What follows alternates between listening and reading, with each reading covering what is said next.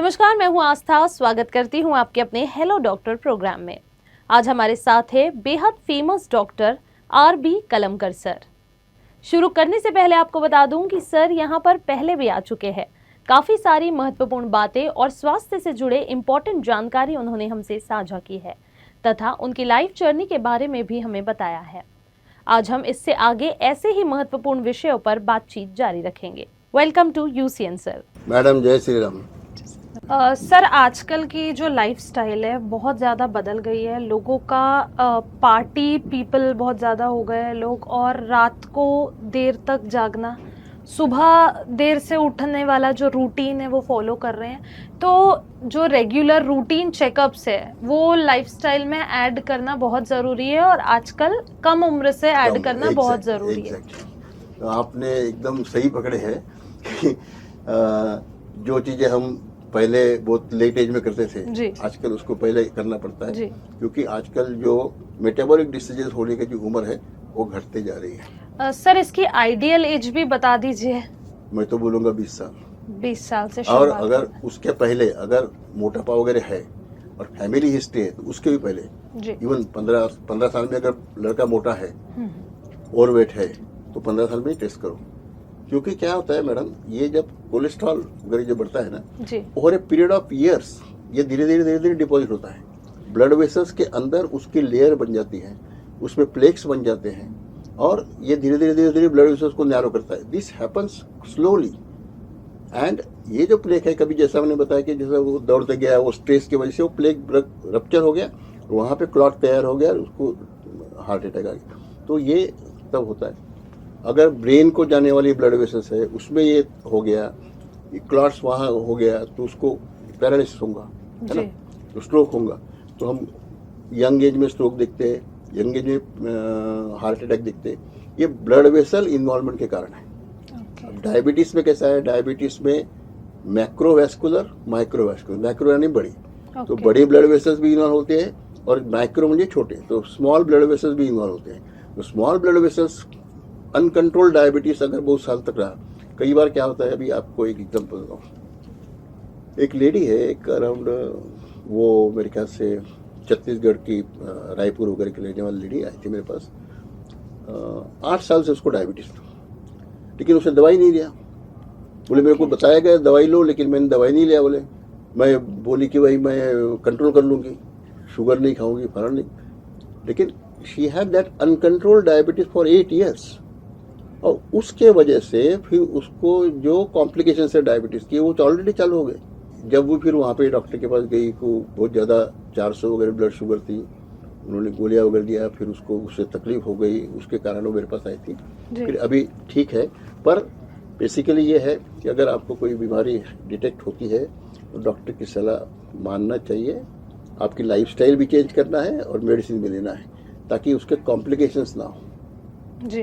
तो अब डायबिटीज में कैसा, जैसा मैंने बताया कि माइक्रो और मैक्रो का तो ऐसा है कि अगर इवन आपके डायबिटीज कंट्रोल है, शुगर कंट्रोल है, फिर भी अगर ब्लड प्रेशर कंट्रोल नहीं है, कोलेस्ट्रॉल कंट्रोल नहीं है, तो भी ये चेंजेस ब्लड वेसल में होते रहेंगे और ये चांसेस रहेंगे हार्ट अटैक करने की। इसलिए वो पेशेंट का अपने को पूरा कॉम्प्रिहेंसिव मैनेजमेंट करना पड़ता है। उसका ब्लड शुगर भी कंट्रोल करना है, उसका ब्लड प्रेशर भी कंट्रोल करना है, उसका कोलेस्ट्रॉल भी कंट्रोल करना है, उसका वेट रिडक्शन भी करना है, उसकी लाइफस्टाइल भी अच्छी होना है, उसको एक्सरसाइज भी करना है, मसल स्ट्रेंथनिंग भी एक्सरसाइज करना है। ये सारी चीज़ें अगर करेंगे तो हैप्पी एंड हेल्दी लाइफ, अच्छी लंबी लाइफ रहेगी। सर, लाइफस्टाइल की हम बात कर रहे हैं तो कंपटीशन का ज़माना है, खुद के लिए किसी के पास टाइम नहीं है, सबको एक दूसरे से आगे निकलना है। तो इसमें ऐसा क्या क्विक, ये होना ही नहीं, देयर इज नथिंग शॉर्टकट। कैसा है लाइफ में shortcut, fast food fast death, shortcut नहीं है। आपको लंबी रेस का घोड़ा बनना है। आप स्लोली चलिए, धीरे धीरे चलिए, लेकिन सही रास्ते पे चलिए। आपका खान पान अच्छा हो, आपकी सोच अच्छे हो, आपके कर्म अच्छे हो, तो कोई प्रॉब्लम नहीं है। अगर आप ओवरवेट है, और अब क्या है कि you can not choose the parents, तो जो पेरेंट्स को है वो तो प्रॉब्लम आपको आ सकती है जेनेटिकली। इसलिए अगर पेरेंट्स को डायबिटीज है, पेरेंट्स को ब्लड प्रेशर है, तो जेनेटिकली आपको तो ये आ सकते हैं। इसलिए अपने को वो अवॉइड करना है तो शुरू से ही अपने को उसके बारे में केयर करना पड़ेगा। क्योंकि क्या होता है कि अपने पहले की जो जनरेशन में जो प्रॉब्लम समझो 50 साल के, आज समझो मेरी मदर को डायबिटीज़ था, मेरे मामा को डायबिटीज़ था, मेरे को भी डायबिटीज़ है, तो उनको जो उम्र में डायबिटीज़ हुआ उससे पहले उम्र में मेरे को हुआ, और मेरे बच्चों को उससे भी पहले उम्र में होगा। लेकिन उसके लिए अगर ये लोग पहले से प्रिकॉशन रखते हैं कि नहीं भाई अपने फादर को डायबिटीज़ था तो अपन ने प्रिकॉशन लिए है, अपना वेट नहीं बढ़ना चाहिए, अपने एक्सरसाइज करना चाहिए, खान पान बराबर रखना चाहिए, ओबेसिटी नहीं होना चाहिए, ये अगर वो करते हैं तो they will not develop diabetes at early age. Otherwise क्या होता है कि जो चीज़ें हमारे पहले जनरेशन में 50 के एज में हुए, आज 40 के एज में, 35 के एज में, 30 के एज में होंगे। होता प्रॉब्लम ऐसा है मैडम कि जो अर्निंग एज है 40-45 में, जब बच्चे छोटे छोटे रहते हैं, उस एज में कोई अगर हार्ट अटैक आ गया या कोई मर गया, उसकी पूरी फैमिली सफर होती है, क्योंकि अर्निंग मेंबर जो है वो चला गया आपका। और ये अच्छा, उसका भी बहुत स्ट्रेस रहता है। एक स्टोरी बताऊं, हमारा एक दोस्त है, आज से 20 साल पहले समझ लो, 20-25 साल पहले, जब उसके बच्चे छोटे छोटे थे, डॉक्टर उसको ऐसी ब्लड प्रेशर ज़्यादा बढ़ा हुआ है, थोड़ा सा स्ट्रोक हुआ है, बोलने में प्रॉब्लम जा रहा, तो नेचुरली उसको कितना स्ट्रेस आया कि भाई मेरे बच्चे तो छोटे छोटे हैं, जो वाइफ है शी इज़ नॉन मेडिको और वो अर्निंग मेंबर नहीं है, तो अगर मेरे को कुछ हुआ तो बच्चों को क्या होगा। तो ये जो स्ट्रेस है ये उल्टा और ज़्यादा प्रॉब्लम क्रिएट करता है। ये ऑलरेडी आपको समझो ब्लड प्रेशर हो गया है, ऑलरेडी आपको डायबिटीज़ है, ऊपर से ये स्ट्रेस, तो इसके कारण और प्रॉब्लम जाते हैं। इसलिए जितनी आपकी लाइफ सिंपल रहेगी उतना ज़्यादा अच्छा। कंपटीशन, उसको हेल्दी कंपटीशन लेना चाहिए। भाई मेरे को किसी से आगे नहीं जाना है, मेरे को अपने खुद से ही आगे करना है, आप खुद से ही कंपटीशन करो, अपने खुद का ही परफॉर्मेंस अच्छा करो, इससे कंपेयर मत करो। उसके पास बड़ी गाड़ी है, उसकी सफेद साड़ी ज़्यादा चमकदार है, ये जो है ये निकाल दो बस। लोगों के मतलब इससे जलन होके ये होके ऐसा मत करो। Be satisfied, be happy. और मेरे को नहीं लगता कि आपको खुश रहने के लिए, हैप्पी रहने के लिए संपत्ति की आवश्यकता नहीं है। जो हमारा पेशेंट को हम देखते हैं मैडम, इतने खुश रहते हैं कि जब अच्छे हो जाते हैं, जो उनकी दुआएं जो मिलती है, मैं आपको सच बताता हूँ, जो मैंने आपको बताया कि मेरी 72 साल की उम्र हो गई और भी फिट है, उसका कारण ये है कि मेरे को उन लोगों की दुआएं बहुत मिलती हैं। क्योंकि वो बेचारे, अब एग्जाम्पल बताता हूँ कि एक पेशेंट है, व्हील चेयर पे है जी, चल नहीं रहा था, कमर में वो सीवियर दर्द था और पैरों में कमजोरी थी, व्हील चेयर पे लाया था। तो कुछ दिनों से उसको बुखार था, तो एडमिट हुआ, उसको इन्वेस्टिगेशन किए। इन्वेस्टिगेशन में ये मिला कि उसको विटामिन B12 की कमी है, उसके वजह से उसका हीमोग्लोबिन भी कम था, उसकी वजह से उसको नर्व्स का डैमेज था जिसके कारण वो चल नहीं पा रहा था, वो सब दिए। फिर उसको कमर में जो दर्द था वो SI जॉइंट ने सैक्रोइलियाक आर्थराइटिस था, उसका भी कारण हमने ढूंढे, तो उसको स्क्रब टाइफस था, बुखार का कारण भी वही था, स्क्रब टाइफस, जिसकी वजह से उसको सैक्रोइलियाक आर्थराइटिस भी था। और फिर जब उसको ट्रीटमेंट शुरू किए, 2 दिन में पेशेंट अच्छे चलने लग गया।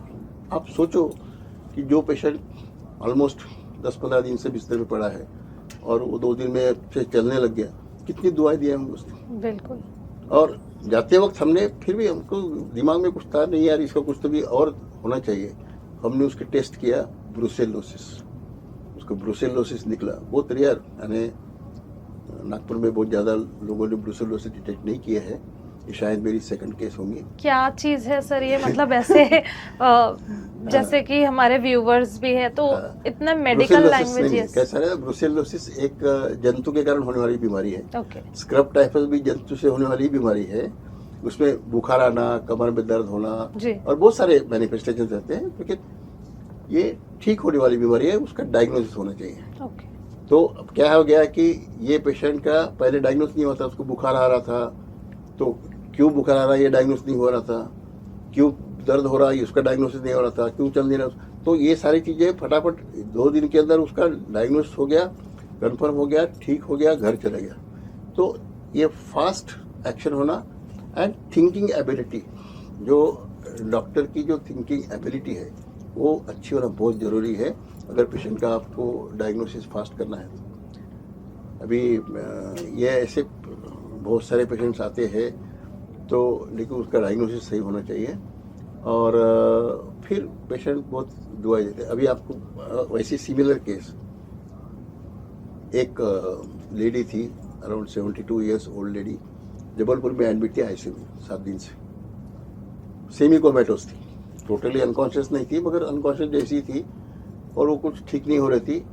तो वो हमारे यहाँ आई, एक्चुअली हमारे सर्जन के तरफ आई, उन्होंने देखा, उन्होंने बोला कि आप भी देख लो। मैंने देखा, बोला 72 ईयर्स है, डायबिटीज़ है, स्ट्रोक वगैरह होगा। फिर न्यूरोलॉजिस्ट को बुलाया, न्यूरोलॉजिस्ट ने देखा तो बोले सर नहीं, इसको एनकेफेलाइटिस है। एनकेफेलाइटिस के लिए फिर वर्कअप चालू किया तो हमने उसका स्क्रब टाइफस किया तो स्क्रब टाइफस पॉजिटिव आया।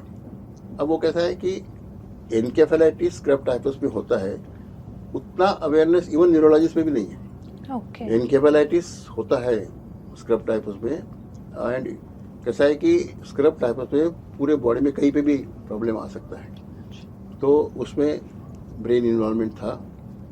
तो वो पेशेंट को रात को रिपोर्ट आया 8 साढ़े 8 बजे कि स्क्रब पॉजिटिव है। को रात को एक इंजेक्शन दिया, दूसरे दिन सुबह इंजेक्शन दिया, दूसरे दिन 11 बजे मैं जाके देखने गया पेशेंट का तो पेशेंट बैठ के खाना खा रही थी। जो पेशेंट कोमा में आई थी वो पेशेंट कॉन्शियस होकर इम्प्रूव हुई। तो ये फास्ट एक्शन होना, मेन डिटेक्शन मेन कंसेप्ट है कि आपको क्या बीमारी है, इसका आप डिटेक्ट नहीं कर पा रहे, आपके डॉक्टर डिटेक्ट नहीं कर पा रहे तो प्रॉब्लम और बढ़ेगी। You have to be detective. Okay, तो आपको कैसा है, मैं मेरे स्टूडेंट्स को हमेशा बोलता रहता था कि भाई you should ask why to yourself and unless and until your last why is answered you should not be happy. Yes. तो कुछ पैसे ऐसे पेशेंट देखे भाई। एक सैटरडे हमारे यहाँ पहले क्या होता था कि क्लिनिकल मीटिंग होती थी, उसमें हम इंटरेस्टिंग केसेस प्रेजेंट करते थे। अराउंड 52 या 55 क्लिनिकल मीटिंग्स हुए हैं, हर महीने में एक क्लिनिकल मीटिंग होती थी। तो उसमें जो हम इंटरेस्टिंग केसेस देखते थे उसको हम प्रेजेंट करते थे। तो जिस दिन क्लिनिकल मीटिंग थी उसी दिन सुबह 11 बजे मैंने पेशेंट देखा। पेशेंट को गर्दन में दर्द था और दोनों हाथ और दोनों पैर उस पर वीकनेस था। तो हमने ये डायग्नोस किया कि इसको गर्दन में प्रॉब्लम है, स्पाइन में प्रॉब्लम है, स्पाइनल कॉर्ड में प्रॉब्लम है जी। तो हमने उसका सीटी स्कैन कराया, सीटी स्कैन किया, एमआरआई पे पेशेंट के पास पैसे नहीं थे तो सीटी स्कैन किया। सीटी स्कैन में उससे हम फॉलोअप रेडियोलॉजिस्ट से बात कर रहे हैं, भाई ये क्या निकला है? सर मेरे को उसको कैंसर लगता है और ये कैंसर उसका स्प्रेड हुआ है, बोन में भी है और ये थोड़ा सा कॉर्ड में कॉम्प्रेस हो रहा है। बोले तू नीडल डाल और उसने नीडल डाला और उसका तुरंत हमने पैथोलॉजिस्ट के पास भेजा और पैथोलॉजिस्ट में और हमने फिर उसको देखा कैंसर है तो कहाँ से आया है। तो पेशेंट को देखा कि थायराइड उसका बढ़ा हुआ था। तो हमने बोला उसको, पेशेंट को समझाया कि ये यहाँ से हो सकता है। तो ये तो बहुत दिनों से है, मेरे को इसकी कोई तकलीफ नहीं है। नहीं बोला हो सकता है। फिर थायराइड में नीडल डाला, उसके भी जांच कराए और शाम को हमको कंफर्म हो गया कि इसको थायराइड का कैंसर है और उसके मेटास्टेसिस यहाँ पे सर्वाइकल स्पाइन में है, जिसकी वजह से सर्वाइकल कॉर्ड कॉम्प्रेशन हो रही है, उसके कारण उसको दोनों हाथ दोनों पैर में पैरालिसिस है। और ये उसी रात को हमने क्लिनिकल मीटिंग में केस प्रेजेंट किया, यानी सुबह पेशेंट देखा, रात को फाइनल डायग्नोसिस होकर उसको क्लिनिकल मीटिंग प्रेजेंट किया। तो you have to work fast ji. तो तुमको पीछे लगना पड़ता है कि बिल्कुल नहीं। मेरा लास्ट क्वेश्चन जो है मेरा, I should my self be satisfied. Sir आजकल सर्वाइकल भी कम एज में कॉमन हो गया है, मतलब उसके बहुत सारे लोग कॉजेस कहते हैं कि सर्जरी हुई है या आपका एक मेजर ऑपरेशन, एनेस्थीसिया को जिम्मेदार ठहराया जाता है, तो ऐसा कुछ है? नहीं। आपने कुछ व्हाट्सएप वगैरह पे वीडियो वगैरह भी देखे होंगे कि ऐसे लोग झुकते हुए जा रहे हैं जी। आगे आने वाली जनरेशन ऐसी झुकी हुई दिखने मिलने वाली है और ये होएगा क्योंकि बहुत सारे लोग बहुत सारा समय मोबाइल में बिताते हैं। बिल्कुल, मोबाइल देख रहे हैं, सिर्फ झुक के देख रहे हैं, तो आगे चल के ये जो है इसका प्रॉब्लम जाएगा। क्या होता है, जो सर्वाइकल वर्टिब्रे, अब स्पाइन अगर आप लो तो आपका ये स्कल है, स्कल से लेके नीचे पूरा स्पाइन जा रहा है। सर्वाइकल यानी गर्दन का है, फिर छाती के पीछे का जो पार्ट है थोरेसिक वर्टिब्रे, उसके बाद में लंबर पेट के पीछे का, और नीचे सैक्रम। तो सर्वाइकल वर्टिब्रे यहाँ पे 7 वर्टिब्रे रहते हैं। हर वर्टिब्रे 2 वर्टिब्रे के बीच में गद्दी रहती है, जिसको डिस्क बोलते हैं, ठीक है। ये थोरेसिक वर्टिब्रा 12 रहते हैं, उसके बीच में रहते हैं। लंबर वर्टिब्रे 5 रहते हैं, उसके बीच में डिस्क रहते हैं। और ये जो मूवमेंट्स होती है 2 वर्टिब्रा के बीच में, जो हम आगे झुक रहे, पीछे झुक रहे, बाजू, ये सारे जो मूवमेंट्स है वो इसलिए हो पा रही है क्योंकि 2 वर्टिब्रा के बीच में वो गद्दी है। अब जैसे जैसे उम्र बढ़ती है वैसे वैसे ये जो गद्दी जो रहते हैं उसमें क्या होता है, एक ऐसा सर्कुलर ये रहता है, रिंग रहती है, उसके बीच में जेली टाइप मटेरियल रहता है। इसको एनुलस फाइब्रोसिस बोलते हैं और उसको न्यूक्लियस पल्पोसिस बोलते हैं। वो सॉफ्ट रहता है, वो शॉक एब्सॉर्बिंग रहता है। चलेंगे, दौड़ेंगे, कूदेंगे तो आपको शॉक एब्सॉर्ब करता है जी। और ये उसकी वजह से मूवमेंट्स होती है। जैसे जैसे उम्र बढ़ती है वैसे वैसे ये डिजेनरेट होती है और वो फिर कभी कभी टूट जाती है, उसमें से फिर वो प्रोट्रूड करता है और वो फिर कॉम्प्रेस करता है नर्व्स को जी। पर अभी कैसा हुआ कि ये सारी चीज़ें पहले हम लोग किस में देखते थे, जो लोग ड्राइवर हैं जिनको लंबे समय तक ड्राइविंग करना पड़ता है तो गर्दन एक ही पोजीशन में बहुत देर तक रहती है, वो, या जो कंप्यूटर के सामने बैठ के ज़्यादा ये कर रहे हैं वो, उनमें ज़्यादा होता था। लेकिन अभी क्या हो रहा है, अभी ये मोबाइल है, लैपटॉप है, लैपटॉप पे, मोबाइल पे ज़्यादा काम करने वाले उन लोगों को ये प्रॉब्लम ज़्यादा आ रही, सर्वाइकल स्पॉन्डिलोसिस। तो उसके लिए एक तो लंबे समय चेयर पे नहीं बैठना है, अभी हम बात कर रहे हैं, थोड़ी देर में हमें उठना चाहिए, थोड़ी देर घूमना चाहिए। Prolong sitting is equal to smoking, तो उसके उतने ज़्यादा डिसएडवांटेजेस है। एंड अगर आपको गर्दन का प्रॉब्लम है, आप एक्सरसाइज करिए, ऊपर नीचे बाएं दाएं, तो उससे कारण क्या होगा कि ये जो डिजेनरेटिव चेंजेस है वो जल्दी नहीं होंगे। Posture is one of the important cause, तो वो आप सीधा बैठे रहिए, सामने झुक के मत काम करिए। जैसा कोई ऐसा लिख के काम कर रहा है तो उसके लिए ऐसा आजकल वैसा बोर्ड भी मिलता है कि आप ऐसा रखो जहाँ पे आप स्ट्रेट पोस्चर, स्ट्रेट। आपका अगर आपको मोबाइल देखना है, आपके आई लेवल पे मोबाइल रखो, आप मोबाइल के लेवल पे मत झुको, मोबाइल को ऊपर रखो, तो आपको प्रॉब्लम नहीं जाएगा। तो ये स्पॉन्डिलाइटिस का जो है ये भी एजिंग के कारण होता है, लेकिन ये एजिंग भी फास्ट हो रहा है, ये because of lifestyle, again because of lifestyle. तो सर अब लाइफस्टाइल को लेके एक ऐसी टिप दे दीजिए कि दर्शकों को भी बहुत मदद मिले और हमेशा उस टिप को फॉलो किया जाए। वेट मत बढ़ने दीजिए ज़्यादा जी। एक स्टैंडर्ड ये रखिए कि जैसा आपके हाइट इन इंचेस जो है उसको मल्टीप्लाई करिए डबल, उतना पाउंड। अब ये फॉर एग्जांपल आपकी 5 फुट है, 5 फुट हाइट है तो 60 12 पे 60 इंच हो गया तो 120 पाउंड्स, 120 पाउंड्स अप्रोक्सीमेटली 51 किलो ये वेट होना चाहिए। 5 फुट हाइट की कोई अगर लेडी है उसका वेट 50 किलो होना चाहिए, उसके ऊपर अगर है तो ओवर वेट। इस टाइप का कैलकुलेटिव होकर चीजें करनी जरूरी है। उसमें BMI भी कैलकुलेट करते हैं, फिर वेस्ट हिप रेशियो भी है, मतलब ओबेसिटी डायग्नोस करने के उसके क्राइटेरिया भी अलग अलग है, पर ये एक सिंपल है। दूसरा, अगर आप क्या है कि हम इंडियंस में एज कम्पेयर टू वेस्टर्नर्स, ये हमारी इसमें अगर ज़्यादा मोटापा नहीं भी रहा तो भी एब्डोमिनल ओबेसिटी ज़्यादा है, जो यहाँ का जो फैट है वो ज़्यादा है और ये ज़्यादा घातक है। स्किन के नीचे जो फैट रहता है वो उतना घातक नहीं है जितना कि आपको विसरल फैट, जो हमारे इंटेस्टाइन के आजू बाजू जो फैट है वो ज़्यादा घातक है। तो इसलिए वो आप पेट पर बढ़ने दीजिए, पेट आप जितना कम करिए उतना अच्छा है। उसके लिए एक्सरसाइज करिए, रनिंग है, जिम वगैरह भी कर सकते हैं। लेकिन जिम का जैसे अभी आपने डिस्कशन किया था कि कुछ लोग जिम में एक्सरसाइज करते करते एक्सपायर हो गए, तो जिम में जो हेवी एक्सरसाइज करने वाले लोग हैं उन्होंने पहले अपना मेडिकल चेकअप करना चाहिए। कुछ कंडीशंस रहती है जैसे हाइपरट्रोफिक कार्डियोमायोपैथी बोलते हैं, जिसमें हार्ट के जो मसल्स रहते हैं वो ऑलरेडी थिक रहते हैं। ऐसे ही इसमें अगर आपने वेट लिफ्टिंग वगैरह किया तो उसमें प्रॉब्लम आ सकती है, इसलिए वो आपको चेक करना है। तो कोई भी एक्सरसाइज आपको स्ट्रेनियस एक्सरसाइज करने के पहले आप अपना मेडिकल चेकअप करा लीजिए, बिल्कुल सर, कि अपने को कोई प्रॉब्लम तो नहीं होगा। एंड सिंपल एक्सरसाइज करिए, साइकिलिंग, स्विमिंग, जिसको पैसे नहीं लगते, ऐसे जिम जाने की जरूरत नहीं है। बिल्कुल। आप गार्डन में घूमिए, जिसको पैसे नहीं लगते, गार्डन में दौड़िए। ग्रीन जिम हो चुकी है आजकल। ग्रीन जिम है, हम लोग तो जाते हैं तो ग्रीन जिम में एक्सरसाइज करते हैं। तो ये चीज़ें हैं। फास्ट फूड नहीं होना, स्ट्रेस नहीं लेना किसी भी बात का। स्ट्रेस लेने से कोई प्रॉब्लम सॉल्व नहीं होता, वो प्रॉब्लम बढ़ता ही। तो मैं पहला नहीं आया, मेरा नंबर नहीं आया ना भाई, ठीक है ना, दूसरा आया, तीसरा आया, क्या फर्क पड़ रहा है जी। ऐसा 140 करोड़ जनता है यहाँ पे हिंदुस्तान में, तू अगर पहला नहीं है कौन सा फर्क पड़ने वाला है। तो स्ट्रेस नहीं लेने का, हम लोग बोलते हैं कि LML, लोड मत लो। तो थोड़ा सा उस टाइप का भी एटीट्यूड रखना चाहिए।